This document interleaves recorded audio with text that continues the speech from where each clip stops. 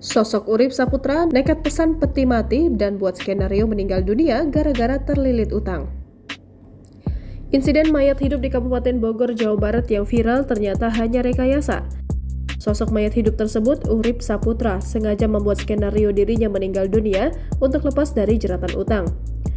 Ia bahkan sengaja memesan peti mati, ambulans hingga makam atas nama dirinya untuk melancarkan rencana. Skenario Urip Saputra ini terbongkar lewat kesaksian sopir ambulans yang membawa dirinya serta istri dan anaknya.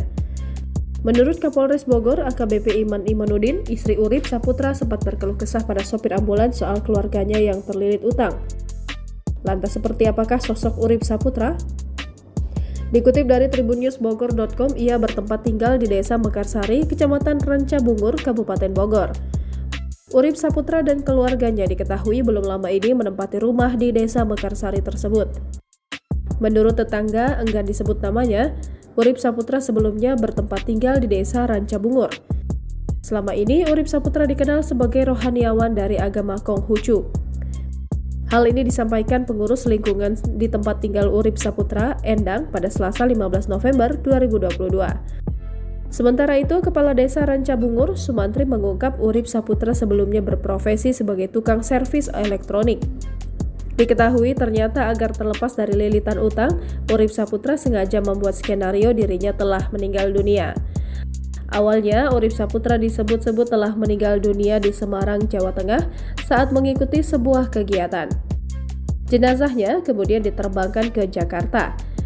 Kendati demikian, tidak ada surat kematian atau bukti pengantaran jenazah.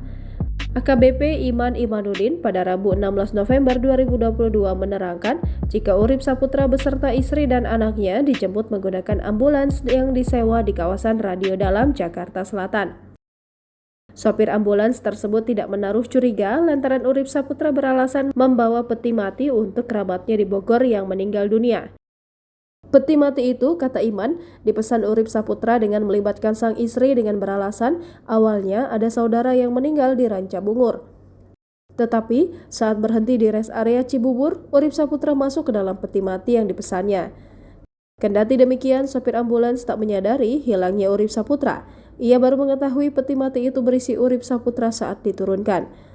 Kemudian oleh keluarga terungkap detik-detik Urip Saputra hidup kembali setelah sempat mati. Hal ini bermula ketika keluarga penasaran dengan kondisi Urip Saputra di dalam peti mati. Saat peti dibuka, terlihat Urip Saputra bergerak dan sontak hal tersebut membuat keluarga kaget.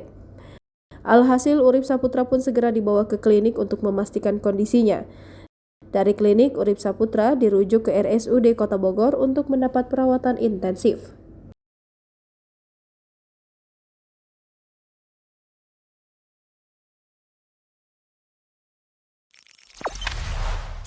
Jangan lupa subscribe, share, komen, dan like ya!